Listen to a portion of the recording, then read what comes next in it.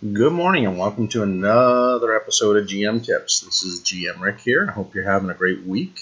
The thing I'm going to talk about a little bit today is on another adventure path for Pathfinder. So for those of you doing D&D 5e, it's one you can convert. And just keep in mind that any of these paths that I talk about are convertible to 5e.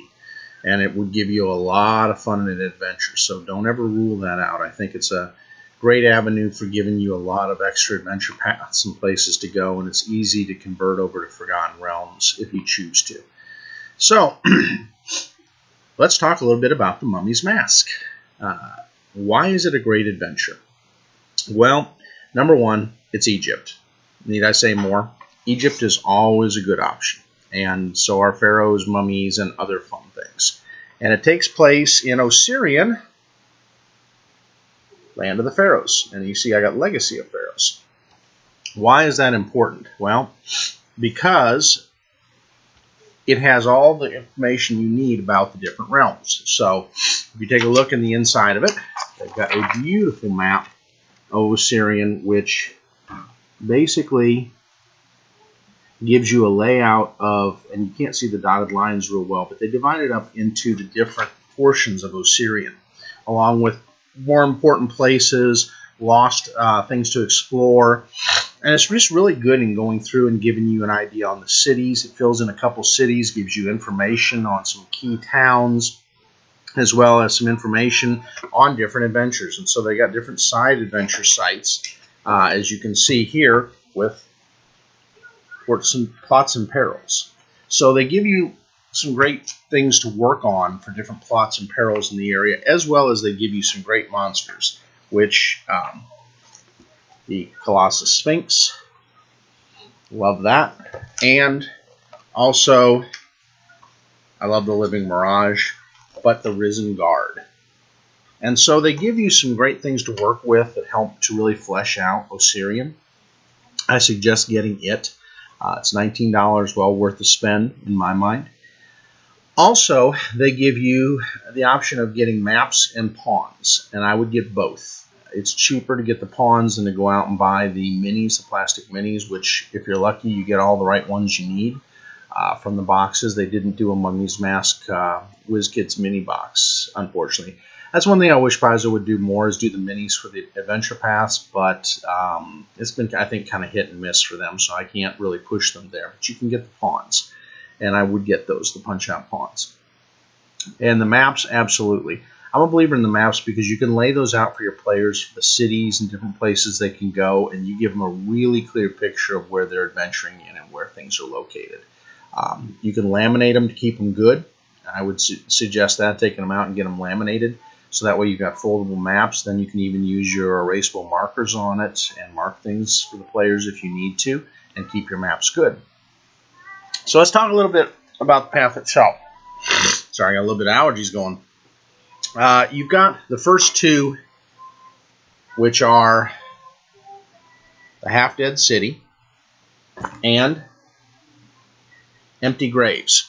And what does it introduce you to? Well, it starts out with you having to do a quest into the city of Wadi. Wadi is the city known as the City of the Dead because they've got both a living side and a dead side that mirrors it. And the priests of Pharasma did this in honor of those who died from the plague deaths, to keep the dead resting. However, as you know, nobody ever stays resting in the dead side of the world. Sebti the Crocodile, who is the high priestess of Pharasma in Wadi, has tasked a bunch of adventuring groups to go in and find key things. And what she's doing is, it's a lottery that allows you to explore, allows you to get key items that are important to the Ruby Throne. And so Pharasma's church has been kind of forced by the prince to allow recovery of key artifacts and items for the realm. And so you are limited to be okay to tomb rob for a short period of time. During that time, you're going to run into a group of nasty, nasty, nasty baddies. And that would be Valrania Hypaxis from Cheliax and her group of hired thugs. Though not evil, she's evil, but though her hired thugs aren't evil, they are into treasure hunting. So they will be your key rivals in this. And you are going to be finding something very important here. You're going to find some key magic items, including part of the mask that is the original mask of the Sky Pharaoh. And so it gives you some secrets to this in the Tomb of the Founder, and you're going to be finding that in there. It's got some well-preserved organs as well as information on where to find his mask. And so, just know that. Now, there's another group that's going to be there, is going to be the group of baddies that are an Order of Nethys that are trying to do things. So that's part one. In part two, you're going to be going after, again, going back into the City of the Dead. This time, not necessarily as an invited guest. Strange things begin happening in Wadi. Undead start rising. People start attacking the citizens of the living side. And this is all a plot that's being done by a cult that is in there. And it is the cult of Nethys. And they're looking for the mask of the Forgotten Pharaoh, Hakotep I. And so they are part of this group that has, for a long time, sought to bring back the Sky Pharaoh and his pyramid. And so you're trying to cut off a baddie by the name of Meret Hetef and Nebata Kufri. And Kufri is the head of this order that is the fallen Nethys or Nethysian order. And so you're going to run into him and his baddies as well as a whole bunch of other critters in the city, including undead and some really nasty, nasty creatures. So that's part two, and it's really going to draw your players into a race as treasure hunters to stop the raising or the bringing back of the Sky Pharaoh and his reign. Hakotep was a real bad individual. And he basically commissioned the Shori Empire to make one of his pyramids fly like their cities did. Next, you head into the Shifting Sands. The Shifting Sands takes you to Tefu, a city on the river that is known for its papyrus trade. You're going to run into a lot of people there. And this is going to be much more diplomatic and much more fact-finding from the library there of Thoth and Nethys that's there. And you've got to deal with one of the officials who's kind of a glutton, she is. It's Mama Nofra, and she is one of the officials of the Ruby Throne and the Prince. So you're going to be dealing with her. And you're going to have to deal diplomatically with her and carefully because she has a lust for all people. And then you're going to be going into you're going to be dealing with the governor, Deka Ankeret, and she is the one, along with Mama Nofra, that is going to keep you from getting into the archive. As you can see, there's the archive library. Down there, you're going to run into some different things, and you're going to have to spend some time dealing with knowledge, getting the knowledge you need to get the next part of the mask. And the Forgotten Pharaoh cultists are going to continue to try to thwart you along the way. And you're going to have to go into an area and deal with some golems, a nameless assassin, as well as some clockwork servants, all in the order of trying to get the information. Once you get it, then you're going to head out into the desert.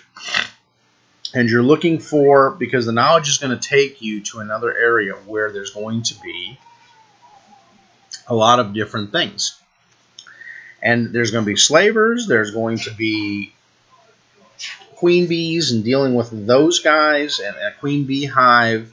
You're going to be dealing with some thri-kreen, a tomb, and then in that tomb area you're going to deal with some sphinx, some living sphinxes. And they guard the next secret or portion to the mask itself. And so what you're trying to find in there is you're trying to find another part of the mask that you need. And that's going to take you through that. And so you're going to run into a lot lot of fun in that one. A little more diplomacy than battle, but there's going to definitely be some battle. Then you're going to discover the secret of the Sphinx. And in there, you're going to find another piece to the mask. And again, you're piecing this together before the baddies do. And they give you different things there. You're going to run into your main baddie in this one is a Maftet, which if you've ever seen them, they're part man, part lion with wings. Nasty nasties. So they've got a Maftet in there as well as a nasty cleric of Nethys. And she is a piece of work. She's the head of that cult. And you're going to be dealing with getting another part of the mask. Again, you have to have all of it to control and bring the pyramid back. So remember this as you're going along. And again, the great part about this, you're going to be tomb exploring. You're going to be dealing with a lot of undead. And a lot of undead that exist out in the desert. Some mummies, dried out zombies, skeletons, ghouls, and the like. It's going to lead you later on to the slave trenches of Hakotep, the first pharaoh. And from there, you're going to learn a little bit about the Shori people. It gives you some background in the back about the Shori people, some of the lost treasures that are in the area that players can find. You're going to be dealing with some mummies out there that will lead you to the Sky Pharaoh and a lot of different tombs in that area. Once you do that, you bring back Hakotep, or you go meet Hakotep. And Hakotep has his own vision of what he wants to do to Osirian. He is unhappy with the current ruler, and he thinks he will be better as an undead pharaoh. So he is a mummy lord, and a nasty one. And he's got some other nasties with him on the mummy side. You're going to be dealing with an oracle, Queen Neferuset, his queen, as well as a whole bunch of an undead army, including General Terawet. And it's a climactic finish in battle in the Sky Pyramid. Immense treasures and a lot of fun. And so my whole thought on it, if you love the Egyptian realm, you love the Egyptian themes, you like the tomb hunter thing, you like being Indiana Jones in the tombs, this is that type of adventure. Make sure your players don't just all do fighting types, because there's going to be some need for researchers. So investigators would be great in this one. Definitely some clerics. You need clerics against the undead.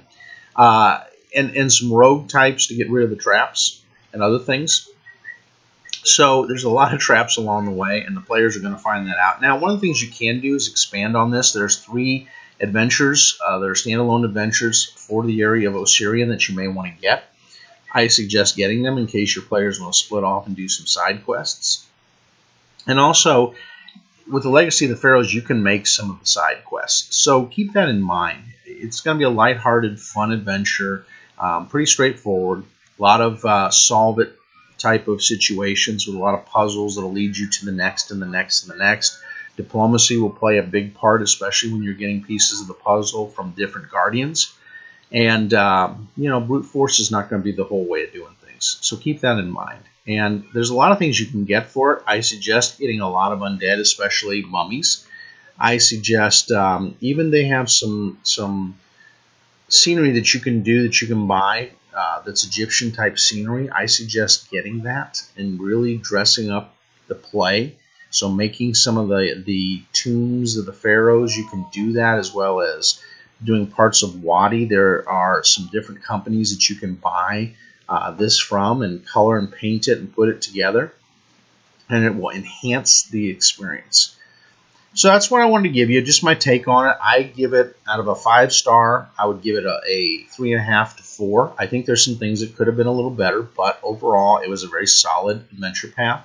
It really dives into Osirian. You get to know a lot about it. In a lot of the adventures, they have a lot of information on the cities, so you don't have to do a lot of things on the key cities. And so overall, well done, and it's well worth the money and the spend to get it and to run it. So I hope that helps. Again, I'm looking forward to running it with my folks coming up. It's going to be a lot of fun to run with them. And so keep that in mind and have a great week.